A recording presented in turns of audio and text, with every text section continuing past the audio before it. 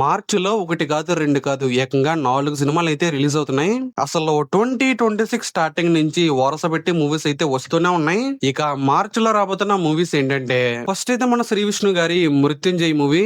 ఇక ఈ movie March 6th release అవుతుంది. ఇక ఈ మూవీ నుంచి వచ్చిన టీజర్ కానీ ట్రైలర్ కానీ చాలా ఇంట్రెస్టింగ్ గా ఉంది. తెలిసిందే కదా శ్రీ విష్ణు గారి గురించి, సడన్ గా వస్తారో సడన్ గా హిట్ కొట్టేస్తారో. ఇక నెక్స్ట్ అయితే మన రణ్వీర్ సింగ్ గారి దురంధర్ 2 మూవీ. అసలు ఈ మూవీకి ఇండియా వైడ్ ఒక రేంజ్ లో హైప్ అయితే ఉంది. ఇక దురంధర్ మూవీ రిలీజ్ అవ్వి ఇండియా వైడ్ ఏ రేంజ్ లో సెన్సేషన్ క్రియేట్ చేస్తుందో మనందరికీ తెలుసు. ఇక Dhurandhar 2 movie March 19th release అవుతుంది. ఒకవేళ మూవీకి మంచి రెస్పాన్స్ వస్తే ఖచ్చితంగా ఈ మూవీ రికార్డ్స్ అయితే క్రియేట్ చేస్తుంది. ఇక నెక్స్ట్ అయితే మన యష్ గారి టాక్సిక్ మూవీ. అసలు ఈ మూవీ నుంచి వచ్చిన గ్లిమ్స్ కి టీజర్ కి ఒక రేంజ్ లో రెస్పాన్స్ అయితే వచ్చింది.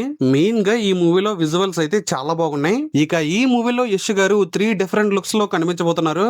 ఇక ఈ మూవీ కూడా మార్చ్ 19th రిలీజ్ అవుతుంది. ఒకవేళ ఈ మూవీ కూడా మంచి రెస్పాన్స్ వస్తే కలెక్షన్స్ అయితే ఒక రేంజ్ లో వస్తాయి. ఇక ఫైనల్లీ మన పవన్ కళ్యాణ్ గారి వస్తద భగత్ సింగ్ మూవీ. హరీష్ శంకర్ గారు అలాగే పవన్ కళ్యాణ్ గారు కాంబోలో ఇంకో మూవీ చేస్తుందంటే ఖచ్చితంగా హైప్ అయితే వేరే లెవెల్లో ఉంటది.